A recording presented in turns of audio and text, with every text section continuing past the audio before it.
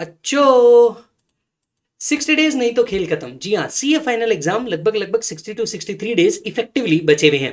मैं आपके सामने लेकर के आया हूँ डीटी का प्लानर, ऐसा प्लानर जिसके अंदर में आप लगभग सारे टॉपिक को रिवाइज कर लेंगे और इसमें मैंने हर तरीके के बच्चों को कवर किया हुआ है। तो प्लीज ध्यान से सुनिएगा। लगभग लगभग नवंबर के 30 डेज, दिसंबर के 31 डेज और जनवरी के मैं सिर्फ 2 दिन पकड़ रहा हूँ। मुझे नहीं पता एग्जाम डेट, बट फिर भी एज ऑफ नाउ मैं 2 दिन पकड़ता हूँ, ठीक है।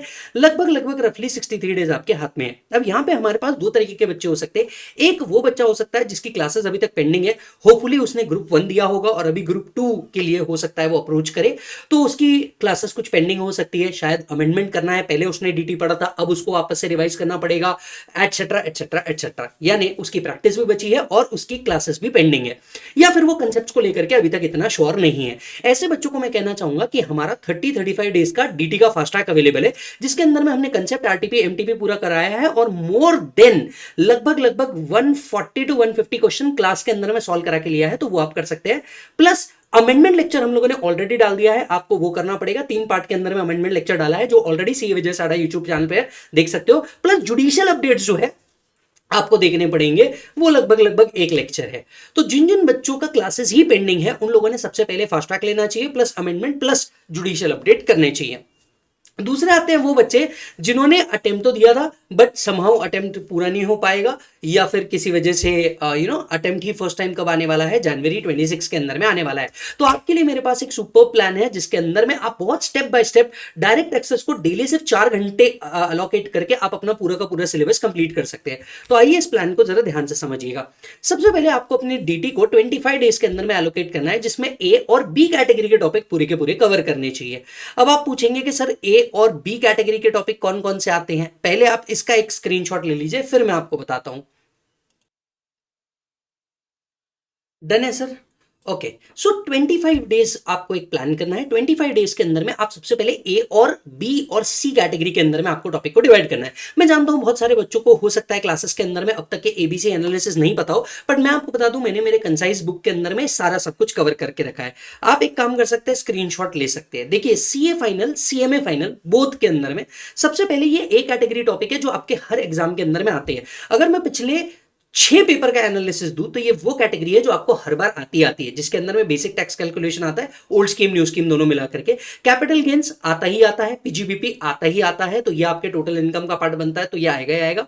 फिर आपका टीडीएस टीसीएस टॉपिक हो गया, चैरिटेबल ट्रस्ट का टॉपिक हो गया, चैरिटेबल ट्रस्ट के बाद आपका double taxation avoidance agreement, right. इसके बाद में ट्रांसफर प्राइसिंग, एनआर टैक्सेशन, ये वो टॉपिक है जो आपको आएंगे ही आएंगे। सर्च सीजर के अंदर में नए अमेंडमेंट आए हैं तो आपको वो आने के पूरे चांसेस है। ट्रांसफर प्राइसिंग के अंदर में नया क्या ऐड हुआ है सर, आपको पता होगा, तो सेफ हार्बर ऐड हुआ है जो मैंने पूरा का पूरा अमेंडमेंट वीडियो के अंदर में डिटेल के अंदर में बताया हुआ है। तो आप क्या कर दीजिए, ये ए कैटेगरी टॉपिक जो है ये आपको पकड़ना है। प्लस ये जो बी कैटेगरी टॉपिक है, बी कैटेगरी टॉपिक कौन कौन से आ जाते हैं सर, जैसे आईएफओ हो गया, एडवांस टैक्स हो गया, पॉलिटिकल पार्टी हो गया, इन्वेस्टमेंट फंड या सिक्योरिटाइजेशन ट्रस्ट, बिजनेस ट्रस्ट, इन तीनों में से एक आता है। Set of and carry forward हो गया, deductions, return, appeal, revision, penalties या ई कॉमर्स ट्रांजैक्शन, ये वो वाले टॉपिक है जो आपके बी कैटेगरी के अंदर में आते हैं। तो ये टॉपिक आप लोगों ने कंसिडर करने हैं। अब ए और बी को जैसे ही आपने समझ लिया तो आपको लगभग डेली 4 घंटे आपको एलोकेट करना है। सर डीटी के लिए कौन सा टाइम, मॉर्निंग या इवनिंग, कब हमने करना चाहिए? देखिए डायरेक्ट टैक्सेस जिस तरीके का सब्जेक्ट है, कॉम्प्लिकेशंस इस तरीके के इन्वॉल्व है, आपका फ्रेश होना बहुत जरूरी है। इसलिए मैं कहूंगा कि भैया मॉर्निंग के अंदर में आप अपना डायरेक्ट टैक्सेस का शेड्यूल रखें तो ये सबसे ज्यादा बेहतर हो जाएगा। यस दोनों, तो 4 घंटे आपको मॉर्निंग में सुबह उठ करके एलोकेट करने हैं। इसमें कैटेगरी ए कैटेगरी बी को आपने सबसे पहले क्या करना है, कंप्लीट करना है। अगर मैं देखूं तो 25 दिन के हिसाब से 4 घंटे भी अगर देखा जाए तो आपने सफिशिएंट टाइम एलोकेट कर दिया category A and category B के लिए। अब आप बोलोगे कि सर इसमें तो पढ़ना भी है, तो देखो आपको टेंशन लेने की जरूरत नहीं है। मैंने डीटी का चार्ट रिवीजन ऑलरेडी अपलोड किया हुआ है और मैं वापस से इसे फ्रेश चार्ट रिवीजन भी अपलोड करने वाला हूं, तो आप यहां पे वो चीज देख करके काम कर सकते हैं। यस और नो। तो यहां पे 25 दिन 4 घंटे के हिसाब से आपको ए और बी कैटेगरी को कंसिडर करना है। देखो बेटा पहाड़ बहुत बड़ा है और पहाड़ को एक साथ चढ़ने जाओगे वो कभी पूरा नहीं होने वाला। इससे बेटर है कि आप उसको टुकड़े टुकड़ों में डिवाइड कर दो, पहले ए कैटेगरी और बी कैटेगरी का ही सिर्फ टॉपिक लो, बाकी कोई टॉपिक को आपको हाथ नहीं लगाना। 25 दिन लगभग बहुत हो गए। 25 दिन के अंदर में आपने अगर इसे कंप्लीट कर दिया, कुछ जगह 4 घंटे से ज्यादा, कुछ जगह 4 घंटे से कम, आपने एक बार कॉन्सेप्ट को अगर खत्म कर लिया, आपको मेजर पॉइंट प्रॉब्लम सॉल्विंग पे डालना है। देखो इसमें से वो टॉपिक बहुत सारे ऐसे हैं जो आपने ऑलरेडी इंटर लेवल पे पढ़े होंगे, तो आपको ज्यादा से ज्यादा प्रैक्टिस सॉल्विंग के ऊपर ध्यान देना चाहिए। एक बार आपने प्रैक्टिस सॉल्विंग के ऊपर ध्यान दे दिया, आपका काम खत्म हो जाएगा, क्योंकि आप डीटी में अटक ही वहीं रहे हो।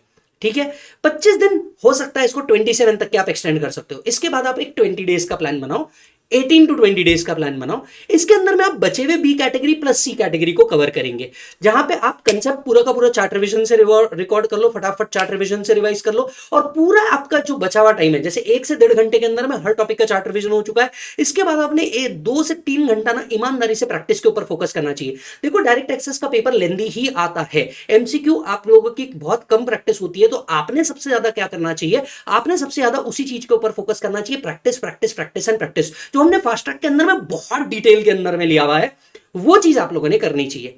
अब अगर आप ध्यान से देखेंगे, यहां आपका A B and C category पूरा का पूरा लगभग 45 डेज के अंदर में कवर हो जाता है। यस और नो? 45 डेज में आपका अगर ये खत्म हो जाता है ना, तो भाई साहब फिर आपका आता है नेक्स्ट 15 दिन का प्लान, जहां पे आपको क्या करना है। देखिए, 3 पार्ट के अंदर में मैंने अमेंडमेंट वीडियोस डाले हुए हैं, इसका वीडियो के नीचे मैं आपको उसका लिंक भी दे दूंगा। आपने सबसे पहले 2 दिन में अमेंडमेंट पूरे करना, मैंने 3 पार्ट में डाले हैं, 1 दिन में खत्म करने की गलती मत करना। उसमें आप सिर्फ इंग्लिश पढ़ोगे, ईमानदारी से शांति से बैठ करके पूरे अमेंडमेंट लेक्चर को कंप्लीट करो, तो तुम्हारा वो चीज सक्सेसफुल हो पाएगा। 1 दिन ईमानदारी से जुडिशियल अपडेट को देना, क्योंकि पिछले बार के पेपर में जुडिशियल अपडेट जो था वो सिर्फ एक कॉन्टेक्स्ट में आया था, तो इस बार जनवरी 27 के अंदर में आने के बहुत सारे चांसेस है, तो 1 दिन जुडिशियल अपडेट को आपने देना चाहिए। आरटीपी एमटीपी को आपने अगले 3 दिन 3 आरटीपी 3 एमटीपी आपको सॉल्व करना है, मतलब डेली 1 आरटीपी आपको सॉल्व करना है। लेकिन इस एक आरटीपी के साथ साथ आपको एटलीस्ट 2 टोटल इनकम के क्वेश्चन सॉल्व करने हैं। लगभग 15 मार्क का जो पहला क्वेश्चन होता है वो आपका टोटल इनकम का क्वेश्चन होता है, तो पहला क्वेश्चन 2 क्वेश्चन टोटल इनकम के सॉल्व करने हैं, प्लस 1 आरटीपी आपको डेली सॉल्व करना है। फिर 3 एमटीपी प्लस 2 टोटल इनकम के क्वेश्चन सॉल्व करने हैं।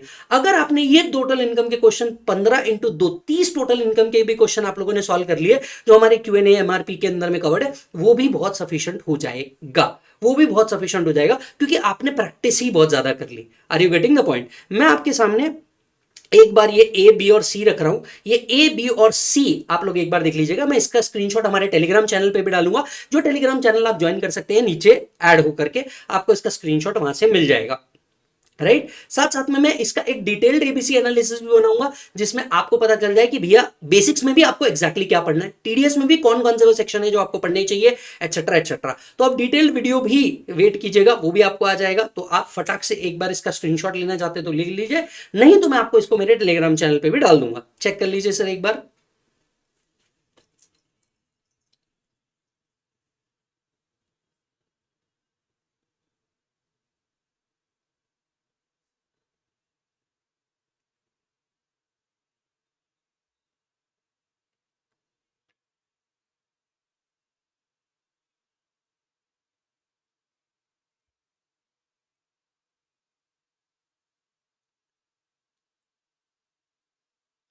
Hopefully it is done.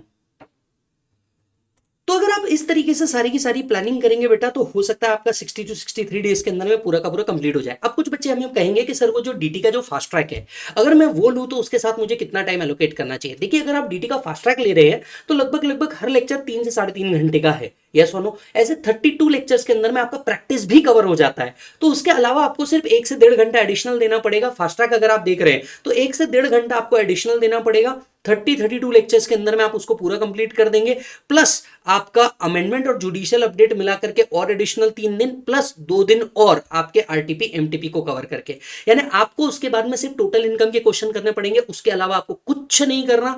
आपका दोनों चीजें आराम से कंप्लीट हो सकती है, यस और no? Judicial update and amendment जो जनवरी 27 के लिए एप्लीकेबल है वो मैंने डाल दिया है। फास्ट ट्रैक अगर आपको लेना है तो ekatwamacademy.com पे जाकर के आप फास्ट ट्रैक ले सकते हैं, और फास्ट ट्रैक के अंदर में मैंने मॉड्यूल भी पूरा का पूरा कवर करवाया हुआ है, तो जो बच्चों ने ऑलरेडी फास्ट ट्रैक लिया है आप उनसे भी फीडबैक ले सकते हैं, वो सारी चीजें हो जाएगी। एक बात याद रखिए, अगर आपको डीटी के एग्जाम को पास करना है ना बेटा, 3 चीजें सबसे ज्यादा रिलेवेंट है। सबसे पहला रिलेवेंट आइटम है, आंसर 3 ही प्रकार के होता है, राइट, रॉन्ग और आईसीआई। आपको लिखना वो है जो आईसीआई को चाहिए, तो अगर आप आईसीआई को आंसर लिख सकते हैं तो आपको फुल मार्क्स मिलेंगे, नहीं तो नहीं मिलेंगे। दूसरा, थ्योरी को बिल्कुल मत छोड़ें। जैसे जो टॉपिक थ्योरी है, असेसमेंट प्रोसीजर वाले टॉपिक हो गए, गार हो गया, टैक्स ऑडिट हो गया, इनको आपने नहीं छोड़ना है, क्योंकि ये मोस्ट रेलेवेंट टॉपिक है। इसके अंदर से लगभग लगभग आपको 10 से 12 मार्क आएंगे ही आएंगे। ये सुनो, बेस इरोजन, प्रॉफिट शिफ्टिंग हो गया, इंटरप्रिटेशन ऑफ स्टैच्यूज हो गया, राइट, ये आपको आएगा ही आएगा। तो आपने 10 से 12 मार्क इधर से सिक्योर करना है। और तीसरी मोस्ट मोस्ट मोस्ट इंपॉर्टेंट चीज, इस बार आपको बहुत सारे एमसीक्यू इंस्टीट्यूट की तरफ से ही दिए हैं। तो ये एमसीक्यू की प्रैक्टिस भी अगर आप डेली बेसिस पे करते हो ना, तो आपको डीटी में पास ही नहीं, एग्जामिशन के साथ पास होने से कोई नहीं रोक सकता। Are you getting the point? इसके अलावा कोई डाउट हो या दिल से में कोई बात कहनी हो, मैं आपको नीचे मिल जाऊंगा, कमेंट बॉक्स के अंदर में भी आप डाल दीजिए, कोशिश करूंगा कि मैं जल्दी से जल्दी रिप्लाई करूं। फॉलो द स्ट्रैटेजी ताकि आपका सब्जेक्ट पूरे अच्छे तरीके से प्रिपेयर हो जाए। और हाँ, पढ़ो तो हद कर दो, वरना प्रोग्राम रद्द कर दो। Take care.